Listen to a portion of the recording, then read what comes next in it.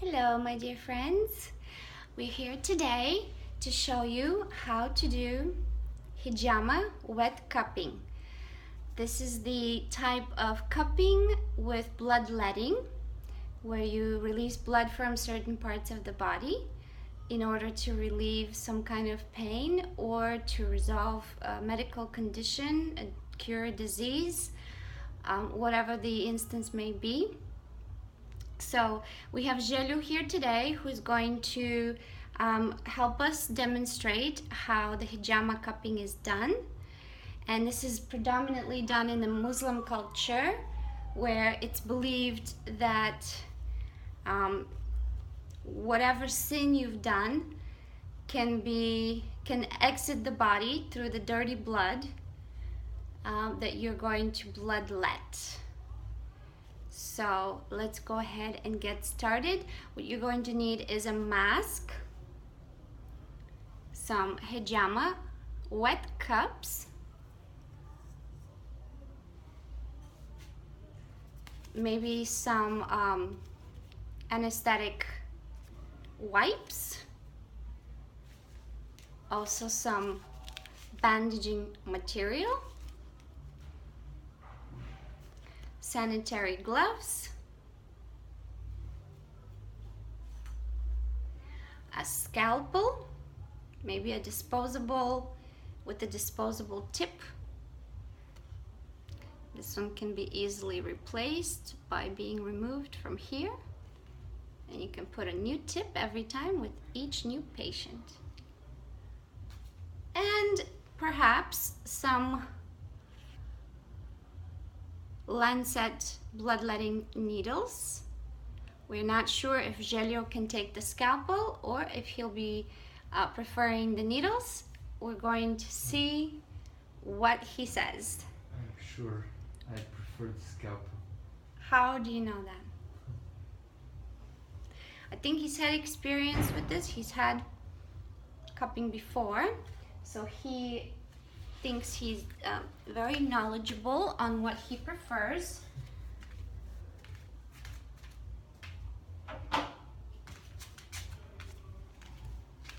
As part of the Hijama cupping, you're going to need one of these apparatuses which sucks the air out of the cup, and of course in doing so you're sucking the blood into the cup. And these are two different sizes because I have two different style cups. Even though they look the same, they're different. So I'm going to be changing between these. Let's go ahead and get started.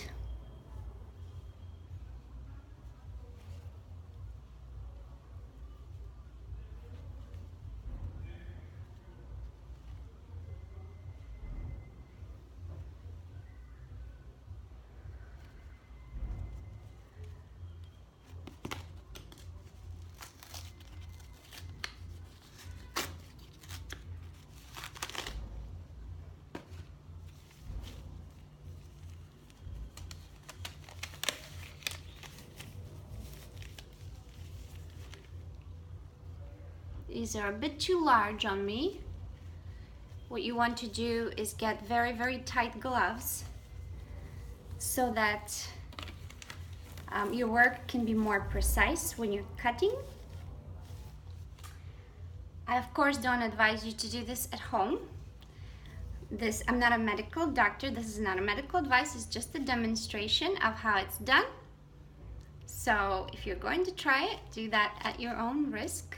Also, check out the links below and to find out where you can purchase materials as well as leeches for bloodletting. And be sure to press the subscribe button for more videos like this one and to follow me on YouTube. Now, Çukurluğu has opted out of the sanitary anesthetic napkin. So he doesn't want to be sanitized before the bloodletting. He prefers, because sometimes it stings, so some people don't want it. So he's opted out of this. He prefers to have less pain. So we're just gonna go ahead and get started immediately.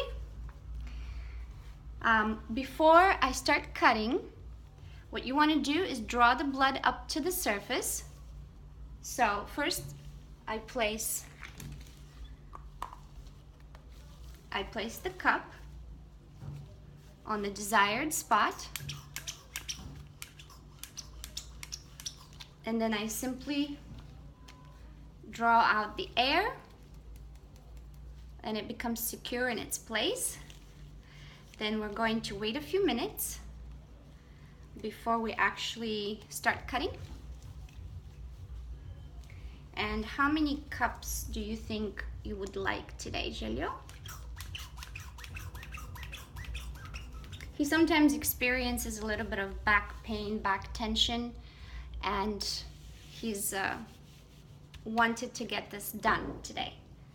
So how many do you want to go for? Maybe 4. Maybe 4.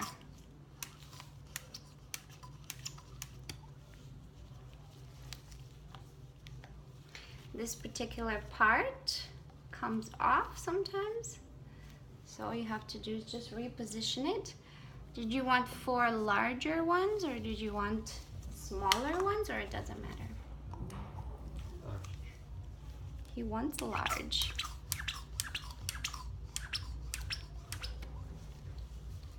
What I do sometimes is when I do bloodletting for patients, I also combine leeches, and what that does is just enhances the bloodletting process. So it's not just the surface bloodletting, the leech goes deeper. So when I take off these cups, I would put the leeches exactly in the center. And right now, there's already moisture coming up to the surface. I don't know if it's visible on camera, but there's already moisture inside this particular cup, which means like lymphatic fluid and blood is coming to the surface.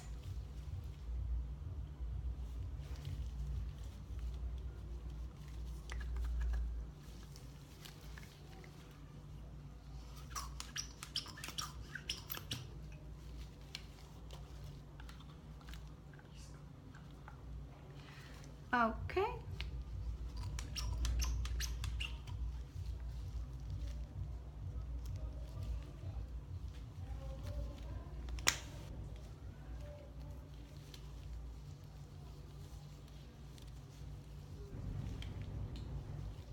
These smaller ones are trickier.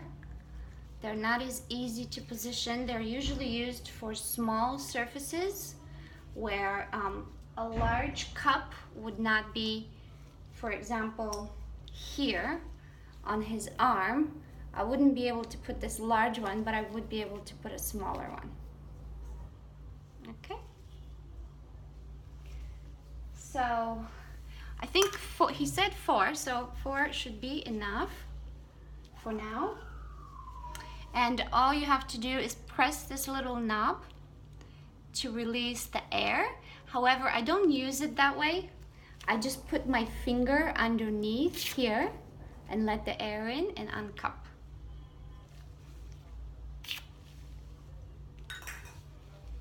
And as you can see, it's already blue.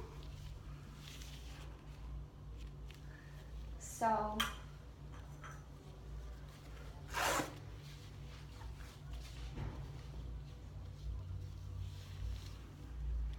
now the way to cut this is you want to first of all enlarge the area by sort of tightening up the skin around the area where you're cutting, and then you're going to place very shallow little cuts.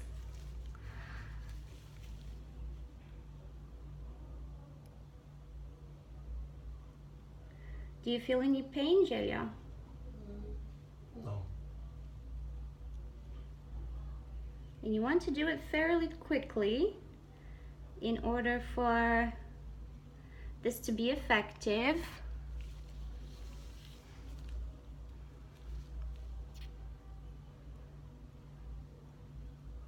Just a very small amount of pressure you're applying, not too much.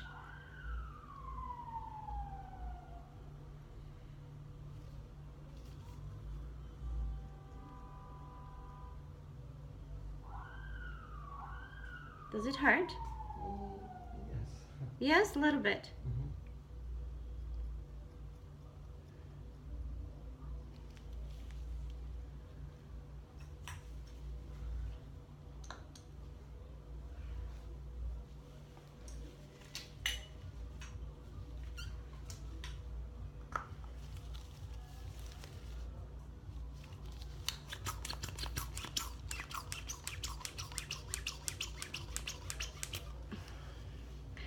Then what you want to do is apply the cup immediately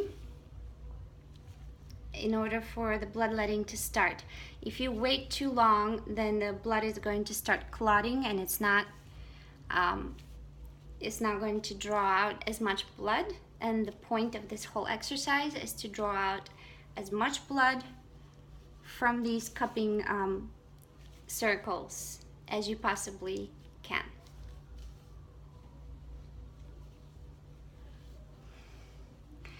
Because I saw that his blood started, but it's not as much as I would like it to be, so I'm going to make more cuts and a bit deeper cuts.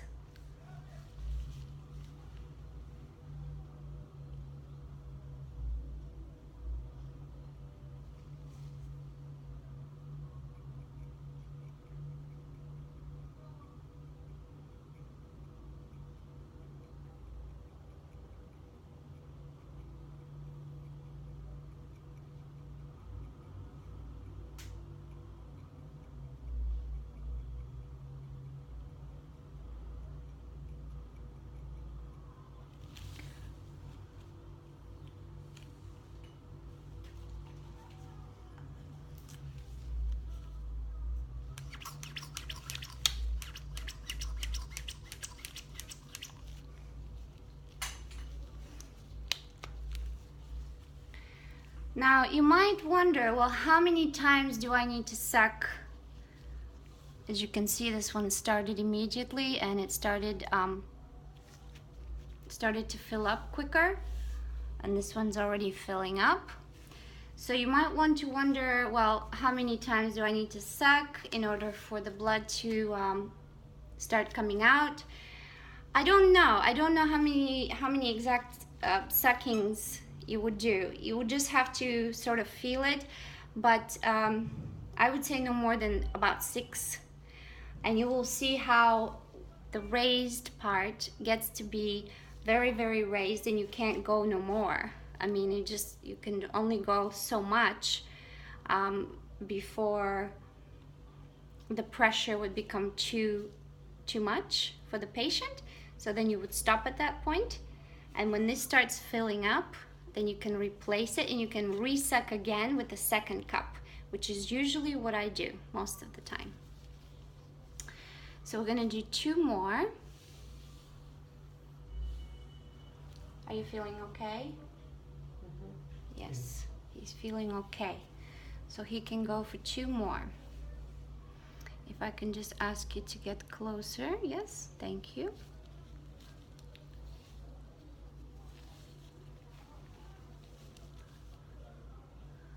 All right, so we're just gonna do it closer so you guys can see.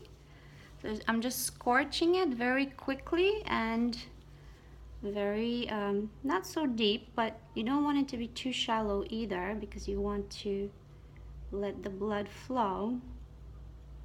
And you can do it in a circle, or you can do it randomly. I do it in a circle, that way I know where I've scorched. And this one is not even starting to bleed at all, so I know I'm not pressing hard enough.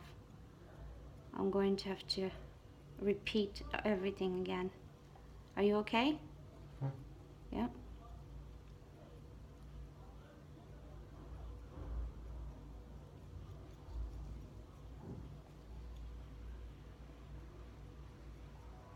Okay, no blood is coming out on this one, but we're going to place the cup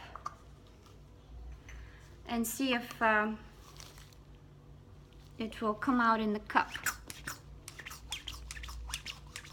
If not, I can always remove the cup and I can repeat the scorching.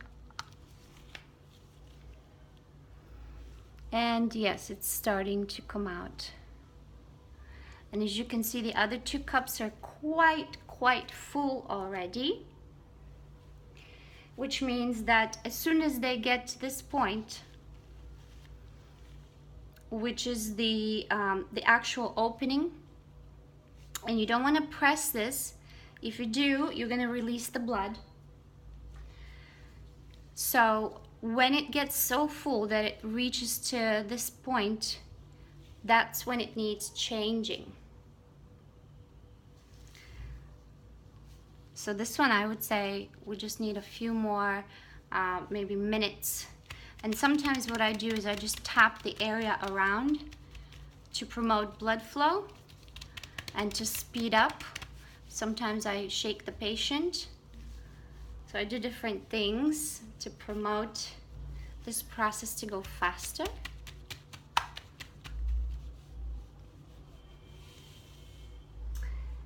And we're just gonna do the last one. It's gonna be a bit tough here for the camera. Okay. You see this is starting to come off. This is because the area is too small for the size cup I've chosen. So this area would have done better with a smaller cup.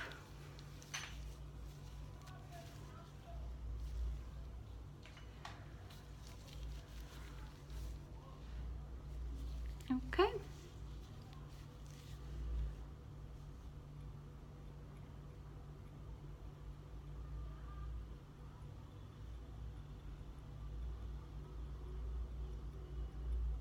And the cuts are very shallow, very superficial, nothing deep.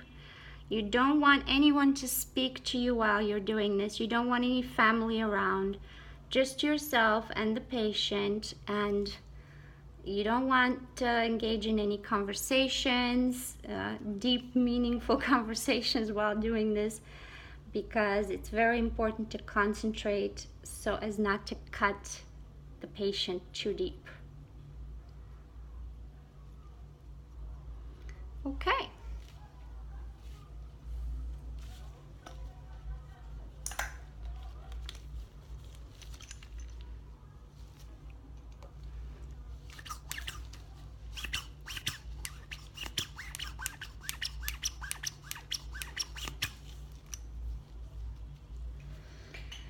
Now, I have this already quite full, and I want to remove it, even though the other ones are not full yet. This is going to be a bit challenging, so I'm going to prepare some paper in order to place it down here to collect all the blood that's going to drip.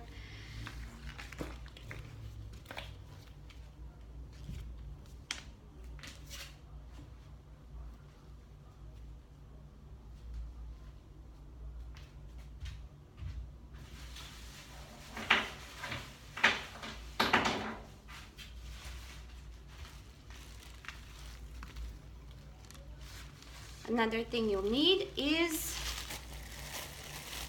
just a plastic bag to collect all the bloody paper that you've used up, and put the plastic bag right under the patient so that any blood that drips down is going to go in the bag, as well as have the patient sit on a towel, on an old towel.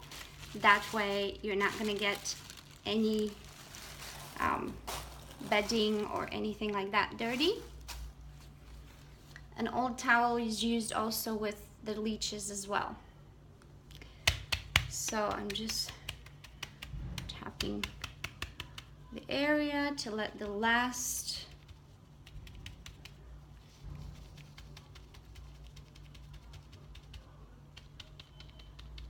blood flow. And we're going to get some tissue paper. I have my bag. prepared. And all I'm doing is again the same process. I'm placing my finger with the paper prepared. I'm placing my finger right underneath to release the vacuum, and then uncup. As you can see, this is a very bloody ordeal, and we've managed to get this huge blood clot out of this small area. And unlike the leeches, this is not going to continue to bleed on and on and on for 10, 12 hours. This is only going to bleed this one time under the cup.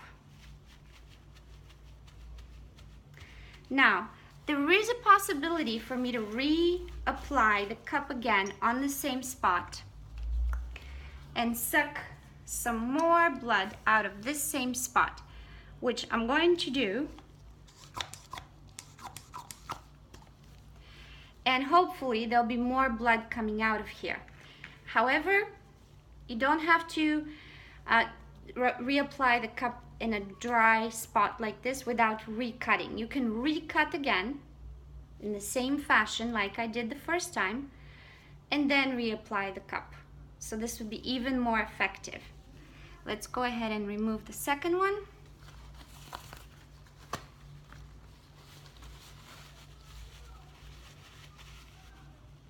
Okay, so all I'm doing is just putting my finger underneath, lifting up the cup,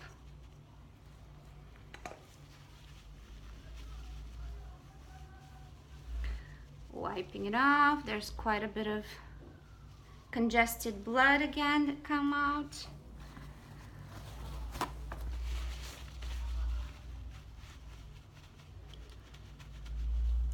Again, this has stopped bleeding almost immediately. That's because, unlike the anticoagulant that leeches inject into your body, with the cupping there's no anticoagulants, so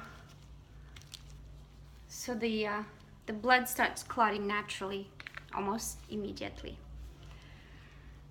This and this cup are going very, very slow.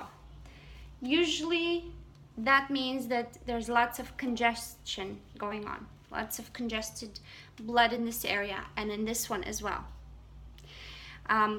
Normally what I would do is I would give it some time, and then I would remove the cup, I would recut again, I would reapply the cups. Now I could do that now, and I'm probably going to, and I just want to show you that all the 2 cups that I removed, there's just a little bit of blood drops already starting to come out on these, but they're not going to fill up the same way as they did the first time around.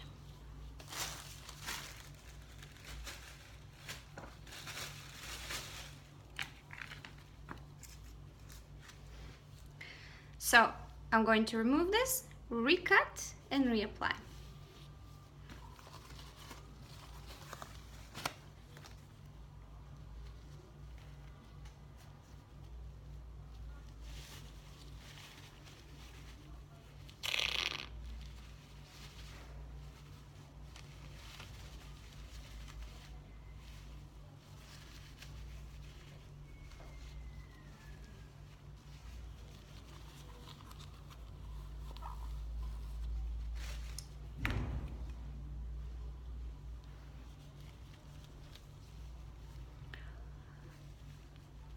So what I'm doing this time around is I cut like so, but I'm going to cut across this time. So I'm going to make sort of like star shapes.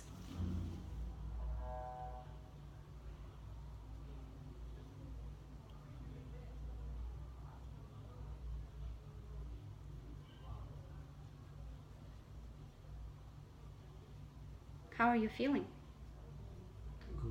Good. Good. Do you feel any pain when I'm recutting? A little bit. Little bit. Is it bearable pain? Or is it very strong pain? It's not strong. It's not too strong. It's just for seconds. Just for seconds, okay. How long does it take for the wounds to heal afterwards, Julio? They recover fast. How fast? Maybe a week. 1 week. In a week, you'll have these healed up. Now,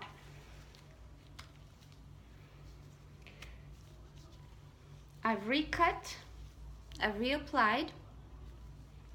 This one isn't going anywhere, as you can see. So the reason for that could be one of two things. Could be that I didn't cut well enough, I didn't cut deep enough, I didn't cut enough. Or it could be that it's just stagnant blood in this area. So if you cut the same proportion here, here, here, and here, and you see a lot of blood coming out here but not here, that means there's dirty blood, stagnant blood in this area. So then what you want to do is recut usually. And even with the recutting on this one, there's really not anything coming out. So I would say this particular area of Julio's body is very stagnant. Yes, I can see lymphatic fluid and sweat coming out into the cup. I can see it. It's like tiny little bubbles, but not much blood. So this cupping procedure needs to be done and redone over and over in this area to get the blood moving. So let's go ahead and do the same thing with this cup here.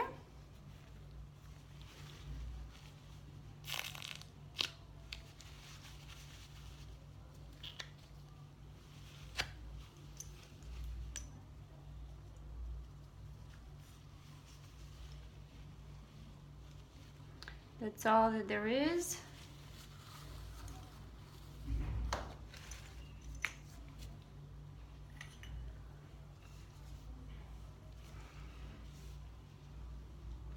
I'm going to try and recut this area again.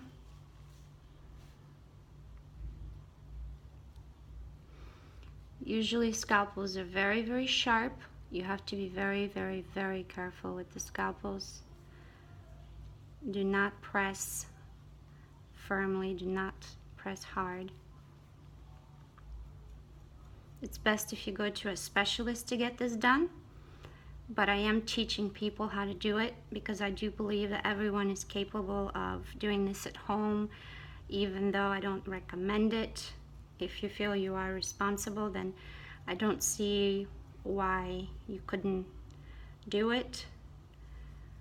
Now I've cut quite a bit. Hopefully this will be sufficient for some blood to come out.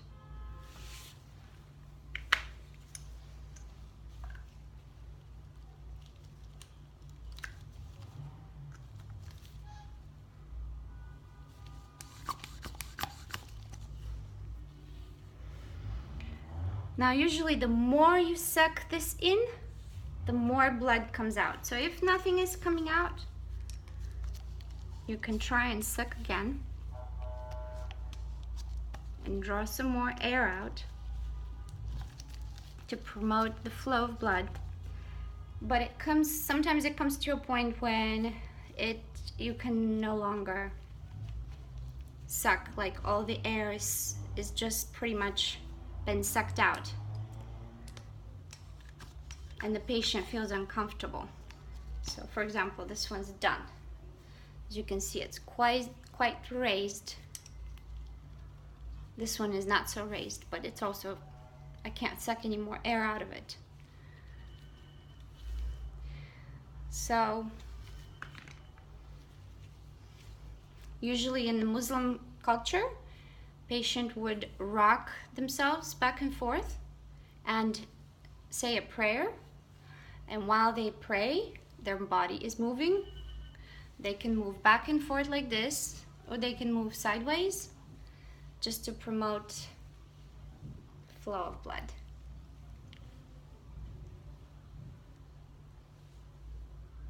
And you might think, well, isn't that a lot of blood?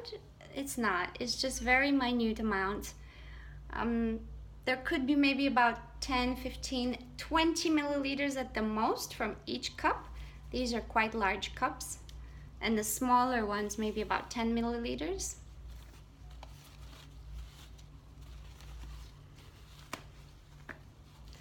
Now let's go ahead and start removing all the cups, and the procedure is finished. I can't draw any more blood out of Gelio. This is it for today. If he wants to repeat another day, then we can do more bloodletting for him.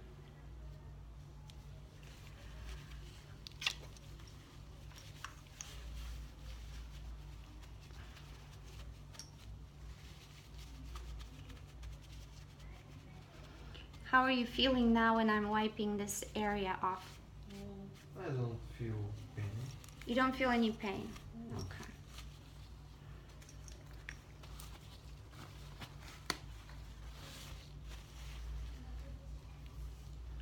I just want the camera to see that there's lots of bubbles in here, but it's not blood.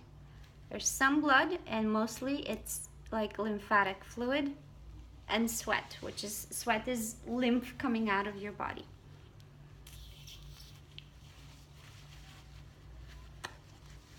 See? Right there. Lots and lots of lymph and sweat, and not so much blood.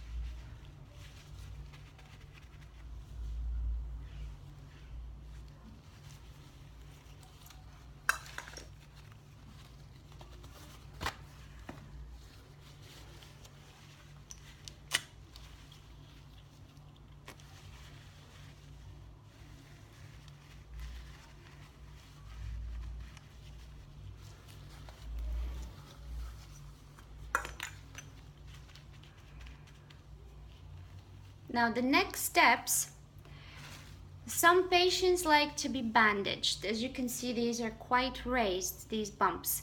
So some patients do like to have bandaging placed. Others do not. They just want to take a shower, and you can take a shower after the hijama. However, it might burn a little bit, it might hurt a little bit. If you go swimming in the ocean from the salt water, you're going to experience a little bit of burning as well. But that's okay, it's going to heal fast. This procedure is not as involved as the leeches. Sometimes I do place leeches right on top of these raised bumps. And if you scroll down to my other videos, you'll see how I do that, how I place the leeches. Because this area has already been blood supplied from the hijama, the leech is not going to have any problem biting and sucking from these areas and improving the bloodletting process. So you're free to apply leeches after hijama process. Now what we're going to do is Gelio is just going to put on a clean t-shirt. There's not going to be any more bleeding, and that's it. The process is finished, and we can repeat again in a few days if he wants to, and in different areas of the body. Hijama can be done in any area of the body that you want, as well as on the head. So head is included. I hope you enjoyed this presentation. Please be sure to press the subscribe button to follow me on YouTube and for more videos. And if you have any questions, let me know. Do check out the links below to find out where to buy all of your supplies and leeches. And please visit me again next week for another presentation of alternative health and healing. Thank you again.